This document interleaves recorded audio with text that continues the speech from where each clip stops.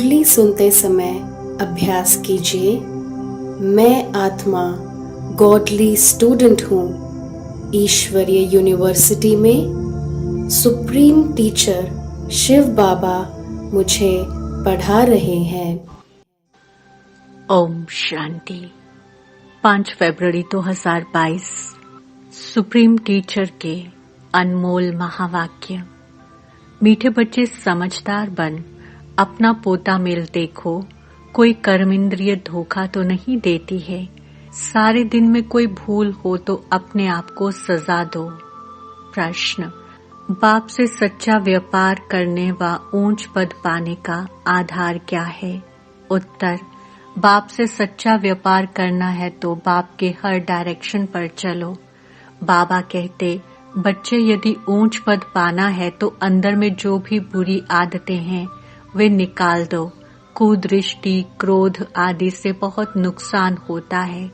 इसलिए कर्म, अकर्म, विकर्म की गुह्य गति जो बाप ने समझाई है उसे बुद्धि में रखो। ओम शांति। बच्चे आत्माभिमानी होकर बैठे हो, हर एक बात अपने आप से पूछनी होती है। बाबा युक्ति बताते हैं कि अपने आप से पूछो कि हम आत्माभिमानी होकर बैठे हैं, बाप को याद कर रहे हैं।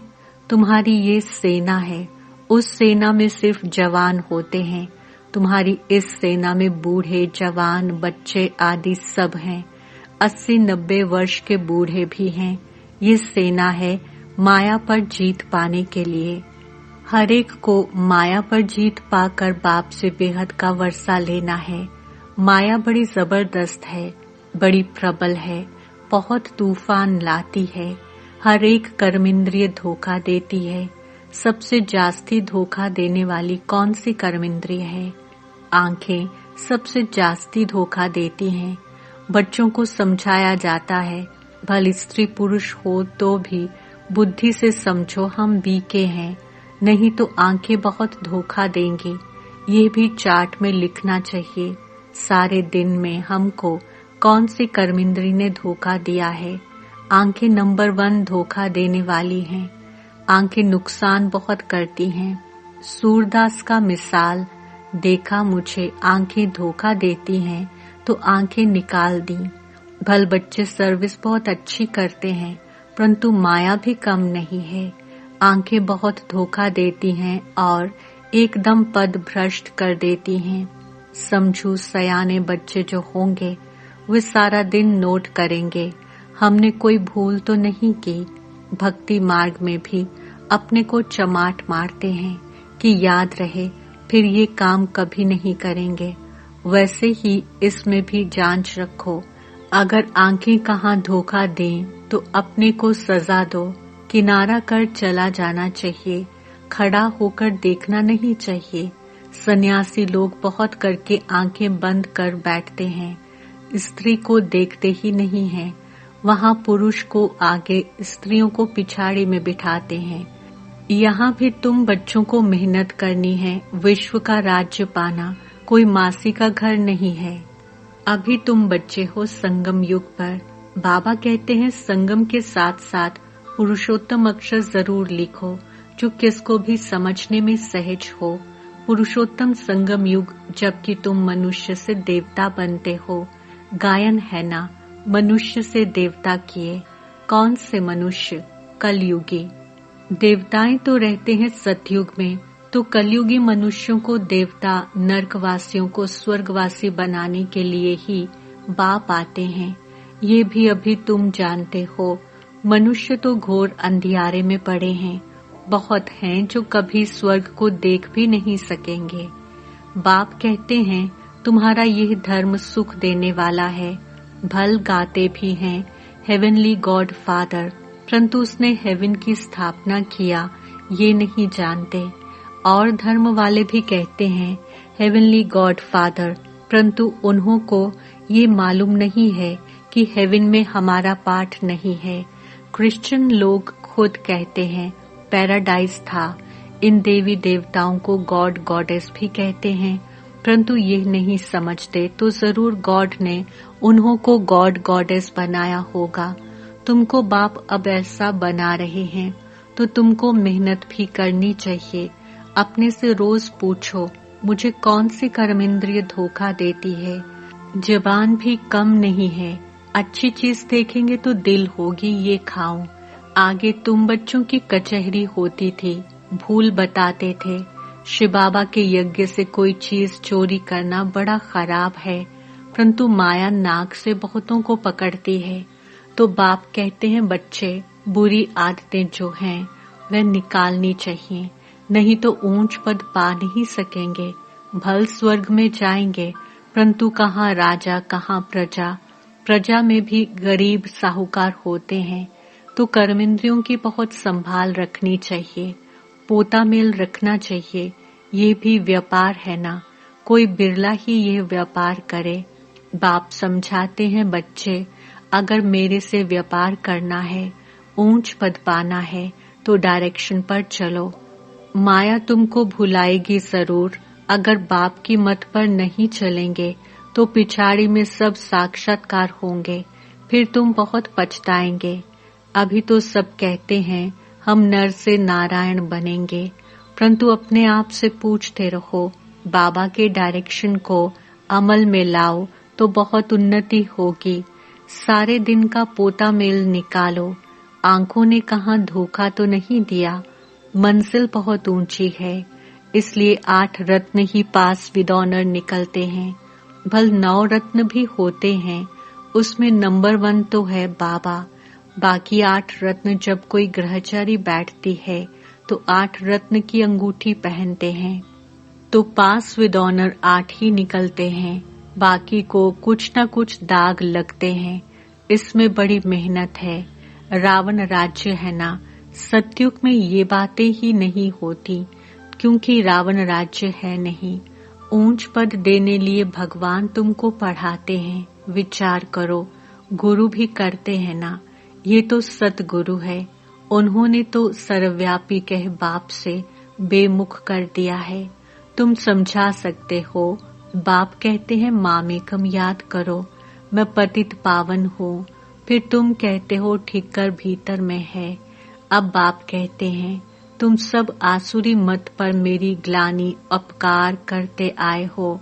अब हमको सब पर उपकार करना है। तुम बच्चों में कुदृष्टि, क्रोध आदि कुछ नहीं होना चाहिए। अपना ही नुकसान करते हैं। कुदृष्टि होती है तो उनका भी वाइब्रेशन आता है, दूसरों को भी कशिश होती है। बाबा घड़ी घड़ी बच्चों को ध्यान खिंचवाते हैं। बच्चे अपने को देखो कि कोई भी कर्मेंद्रिय के वश हो, विकर्म तो नहीं बनाया। ये है विक्रम संवत। पहले था विक्रमाजीत संवत, फिर जब विकर्म करना शुरू करते हैं तो विक्रम संवत होता है। अब बाप बच्चों को कर्म, अकर्म, विकर्म की गति भी समझाते हैं। कर्म तो करना ही होता है। सतयुग में तुम्हारा कर्म अकर्म बनता है। ये सब बातें तुम अभी जानते हो। दूसरे तो बिल्कुल घोर अंधियारे में हैं। तुमको अभी ज्ञान का तीसरा नेत्र मिलता है। त्रिनेत्री, त्रिकालदर्शी बनाने वाला एक ही बाप है। इस ड्रामा के राज को कोई बिल्कुल ही नहीं जानते। तुम मूल वतन, सूक्ष्म वतन, स्थूल वतन सबको जानते हो। आधा समय के बाद फिर दूसरे धर्म आते हैं जो वृद्धि को पाते हैं। उनको गुरु नहीं कहेंगे। गुरु तो एक के सिवाय कोई है नहीं, अर्थात सद्गति करने वाला एक ही है। अब सबकी सद्गति होनी है। उनको धर्म स्थापक कहा जाता है, न कि गुरु। तो उनको याद करने से कोई सद्गति नहीं होगी, विकर्म विनाश नहीं होंगे। उसको भी भक्ति कहा जाता है। ज्ञान की लाइन में सिर्फ तुम ही हो। ये है पांडव सेना। तुम सब पंडे हो, शांति धाम और सुख धाम में ले जाने वाले। तुम्हारी बुद्धि में है, हम गाइड्स हैं। बाबा भी लिबरेटर और गाइड है। हर एक को लिबरेट करते हैं। बाबा कहते हैं मुझे याद करो तो विकर्म विनाश होंगे। फिर अगर कोई विकर्म किया तो 100 गुना दंड हो जाता है। इसलिए जहाँ तक हो सके विकर्म नहीं करो, जो नाम बदनाम हो। विकर्म करने से फिर वृद्धि हो जाएगी, इसलिए अब बहुत खबरदारी रखना। भाई बहन की दृष्टि बहुत पक्की चाहिए। हम ब्रह्मा के बच्चे शिव के पोत्रे हैं। शिव बाबा से हमने प्रतिज्ञा की है, फिर भी माया बहुत धोखा देती है। कहना बड़ा सहज है, हम लक्ष्मी नारायण बनेंगे, परंतु डायरेक्शन पर भी अमल करना पड़े। स्त्री पुरुष सारा दिन ये ज्ञान की बातें आपस में करते रहें। दोनों कहते हैं हम बाबा से पूरा वर्षा लेंगे, टीचर से पूरा पढ़ेंगे। अरे ऐसा टीचर फिर कब मिलेगा क्या? ये बस तुम ही जानते हो। देवताएं भी बाप को नहीं जानते, तो और धर्म वाले कैसे जानेंगे?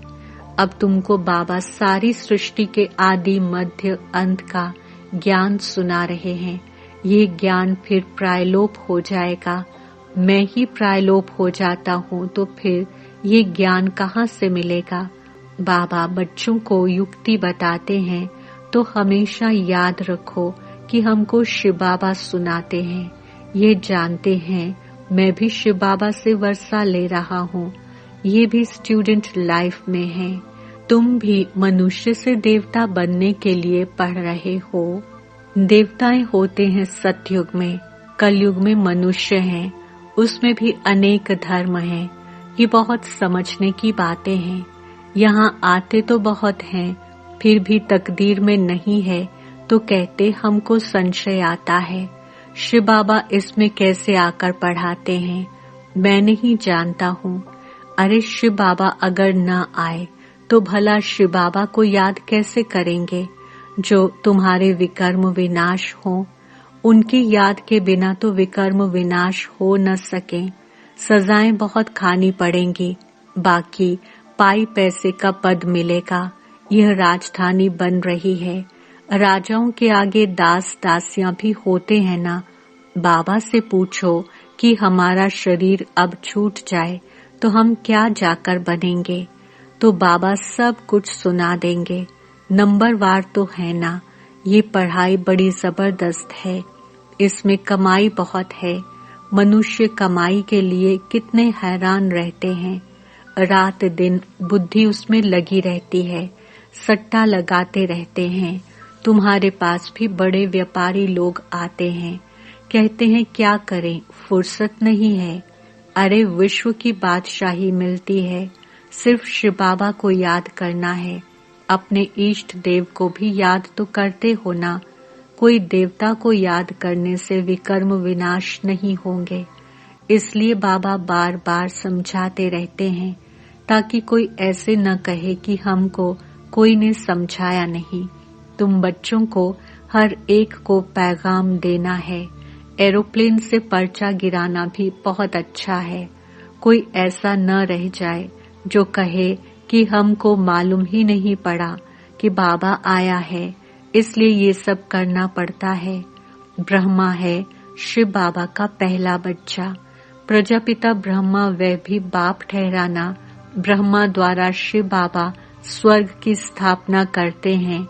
बाबा कहते हैं मैं इन द्वारा आदि सनातन धर्म की स्थापना कर रहा हूँ। होवनहार विनाश के बाद विश्व में सुख शांति पवित्रता होगी। कल्प कल्प ऐसे स्वर्ग की स्थापना होती है। सदैव बाबा बाबा कहते रहो।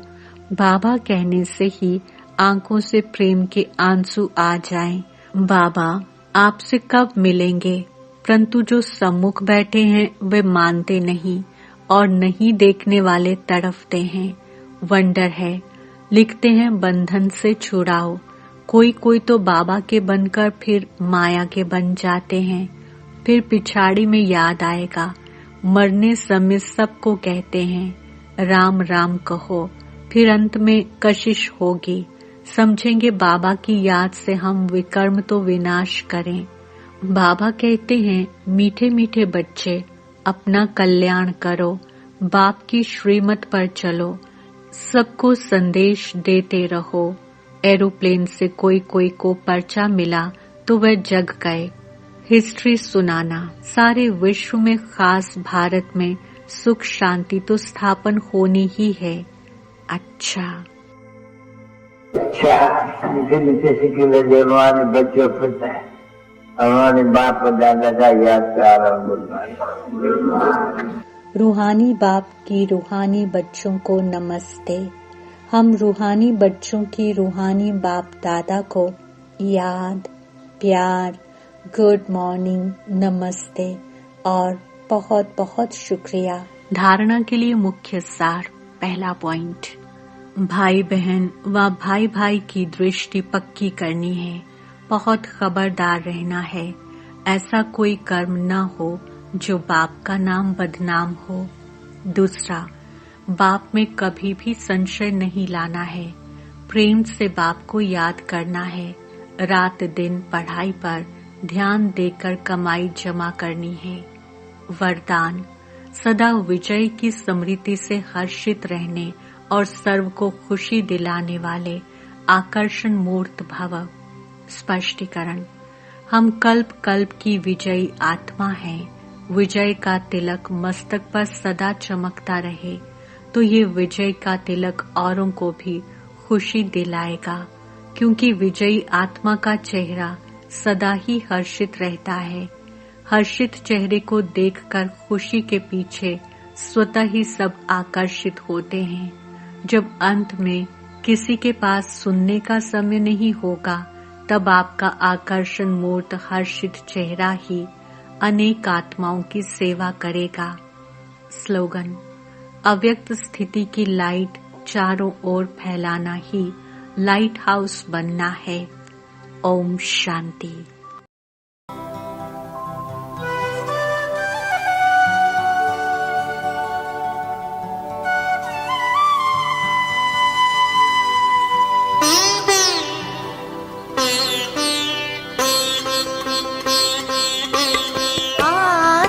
चिंतन से ही होगा आत्म परिवर्तन।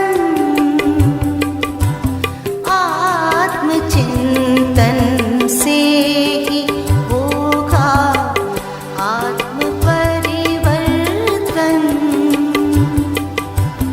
आत्म परिवर्तन करेगा, आत्म परिवर्तन करेगा, विश्व परिवर्तन। आत्मचिंतन से ही होगा।